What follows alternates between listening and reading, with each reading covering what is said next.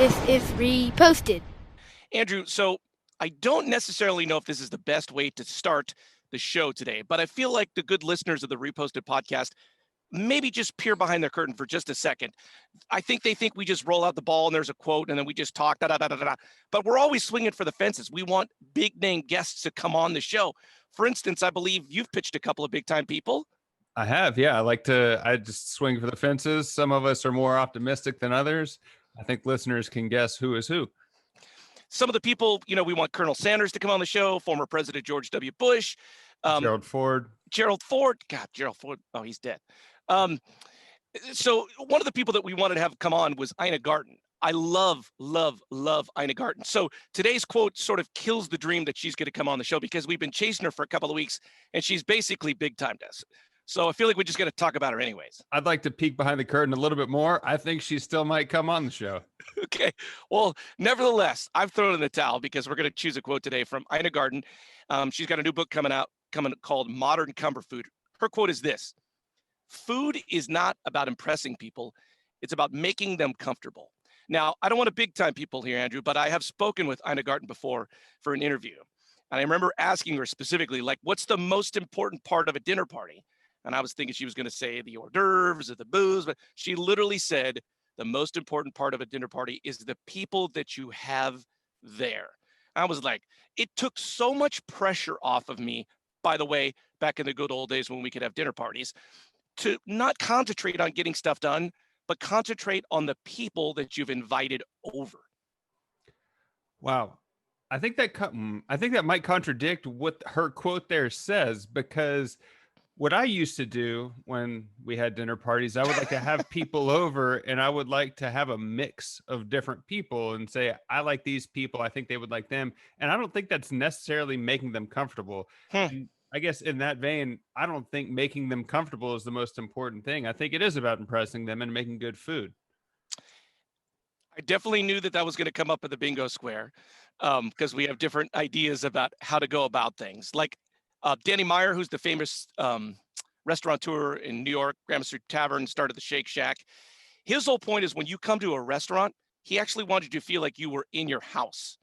Now, I know that seems sort of contrary. You go out to get away from being at your house, but it's that idea of going somewhere and feeling comfortable. So you're saying when you have people come over to your house, you've purposely thought who's going to be there and want to have good mix it up discussions. Yes. Also, if I say dinner's at 7, I'm ready at 6:59, and that way people don't have to show up and awkwardly sit in another room or wait for me to finish cooking. I would say 10 times out of 10, when I go to a dinner party at someone else's house, I show up and they're like, "Oh, you're here. Let's start cooking."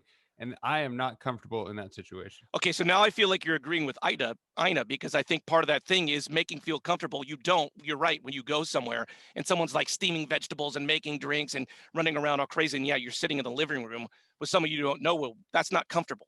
Well, another wrench in that situation, to the wrench, is you go to Gary Danko once a year, and I'm assuming you get dressed up for it. It's a dark environment.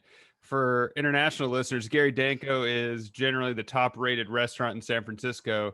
Do you feel comfortable in a monkey suit getting served by a waiter staff of 10 dedicated to your table? Obviously that's not my wheelhouse. That's not Right. where I mean, in general, I don't do well in fancy restaurants because that's just not my thing.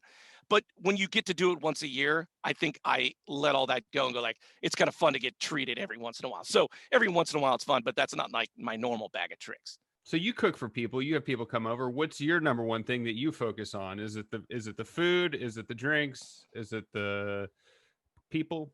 I think there was a pre-Ina conversation in a post. I used to definitely worry about what I was cooking, wanted to make sure it was right. I thought about it for a couple of weeks. And post that, it was like, you know what? It really is about spending time with these people that I have over, and I want them to feel comfortable and have a good time. And by the way, I feel like the best times for me hosting dinner parties is like when a dance party breaks out at the end because everybody's just kind of having so much fun. That's really like, I don't want to say that I serve soup when people come over to make it that easy, but I definitely want a meal. I agree with you. That's almost done-ish, and that's hard to do before people come over so that you can just enjoy it. Small culinary note.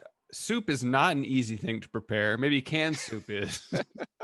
One thing that I've noticed that is hard to do, I don't think I do this. I don't think you do this, but I have friends that pre-apologize for whatever they're going to serve you. Yeah. And Yes. don't do that. It Yeah. like no matter what, you're setting yourself up for failure. Like it's going to be good, and if it's not good, that's fine. I literally was going to make that point. The other thing too is I love when I go to someone's house and it's going to involve you and they kind of make you something special, right? Something you've never had before. You invited my family over really early on. Actually, it was just me and my wife in our relationship, Andrew. And you Mhm. made etouffee. I'd never had etouffee before. And asking you about it, it's an evolved process and it's something that goes back in your family. And you kind of serving that special meal for us made it special to be there because it was something you were proud of, something that took a long time for you to make, and it kind of made me feel more connected to you. And I really enjoyed the process more. Oh, thank you. That's a fun thing to make. It's not something you do very often. But I'm glad you enjoyed it. I have one other note that's kind of a negative, but kind of funny. I had someone invite me over to dinner once, invite a group of people over to dinner, said, I'm going to make this stew. We all showed up and brought stuff. And at the end of the meal, the host said, all right, that's going to be $20 each for the materials.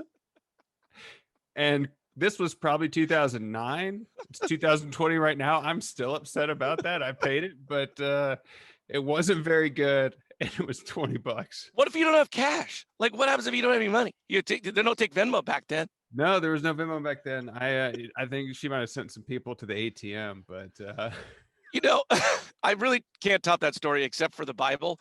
I don't know. I think it's in like it's in like Galatians, blah blah blah blah, Ephesians, blah blah blah. I feel like Jesus goes to some ladies' houses, and one of the sisters is like running around cooking, cleaning, blah blah blah, and the other one's like hanging out with Jesus, and Jesus like literally rebukes the lady that's running around and doing a bunch of stuff, and says to the person like, "Hey, I came to this person's house and they just enjoyed me," and I feel like that's what a dinner party is. I think we both agree on that. Just not getting rid of the busy stuff and somewhat enjoying the people that are there. yeah, because you always look back and you think about the fun time you had. You don't think about the Yeah, salmon of that was course. baked and marinated perfectly. Well, Absolutely. if you like to eat flank steak, please reach out. You can find us at Reposted Podcast on Facebook, Twitter, or Instagram. I'm Andrew Keller for Rachel Ray saying thank you for stopping by.